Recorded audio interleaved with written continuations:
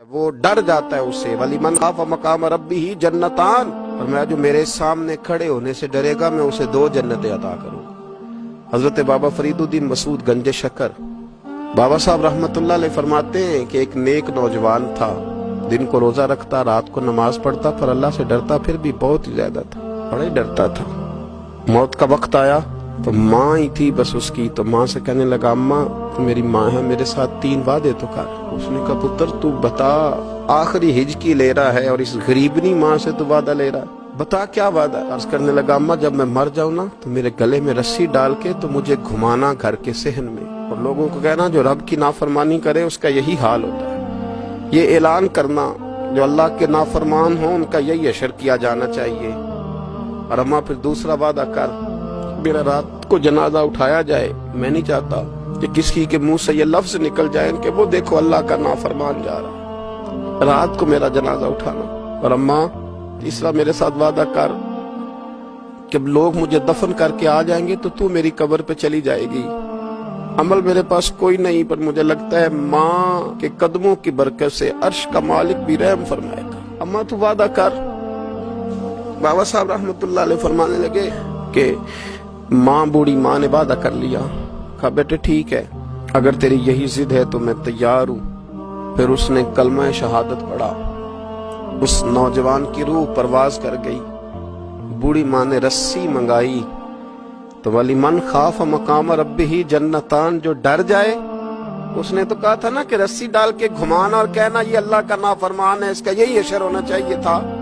لیکن جب ماں گلے میں رسی ڈالنے لگی تو گھر کے ہر کونے سے آواز آنے لگی خبردار یہ رب کا دوست ہے، اللہ کے دوستوں کے ساتھ اس طرح کا معاملہ نہ کیا جائے، اسے چھوڑ دیا جائے۔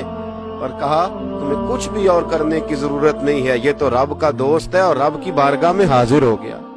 کوئی بندہ کہے گا کہ یہ تو ایک بابا فرید کا سنایا ہوا واقعہ، سنیے بخاری میں حدیث ہے، نبی پاک صلی اللہ علیہ وسلم نے فرمایا، حضرت ابو ہریرہ رضی اللہ تعالیٰ عنہ راوی ہیں، حضور فرماتے ایک شخص مرنے لگا تو اپنے بچوں سے کہنے لگا کہ میں جب مر جاؤں تو مجھے جلا دینا، اور پھر میرے جلے ہوئے وجود کو پیس دینا، پھر مجھے ہوا میں اڑا دینا۔ پتر مجھے اڑا دینا، مجھے بڑا ڈر لگتا ہے، اگر رب نے مجھ سے حساب پوچھا تو میں قابل نہیں ہوں، اڑا دینا مجھے ہواؤں میں، اگر اس نے مجھ سے حساب لیا تو بڑا سخت حساب لے گا۔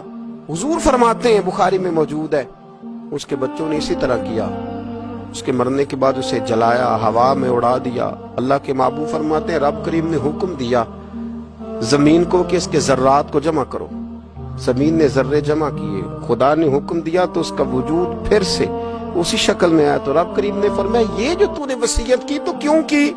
اللہ جانتا ہے کہ نہیں جانتا؟ یہ کی تو کیوں کی؟ تو رو پڑا، کہنے لگا اللہ میرے اندر تو طاقت نہیں تھی تیرے سامنے کھڑا ہو کے حساب دے سکوں، تجھے منانے کے لیے تیرے خوف سے ڈر گیا، میں ڈر گیا۔ اگرچہ ہمارے بزرگوں نے لکھا ہے کہ آج یہ وصیت کرنا، اس رنگ میں یہ طرز اختیار کرنا درست نہیں، لیکن آپ غور فرمائیے کہ نبی پاک علیہ السلام فرماتے ہیں جب اس نے کہا نا اللہ تجھ سے ڈر کے یہ کیا، تو رب کریم نے فرمایا جا پھر میں نے تیری مغفرت کر دی، کیونکہ اللہ کو پتا تھا یہ دل سے بات کر رہا ہے۔ اس ویڈیو کو شیئر ضرور کیجئے، ہو سکتا ہے آپ کے ایک شیئر سے یہ بات کسی کے دل میں اتر جائے۔ جزاک اللہ۔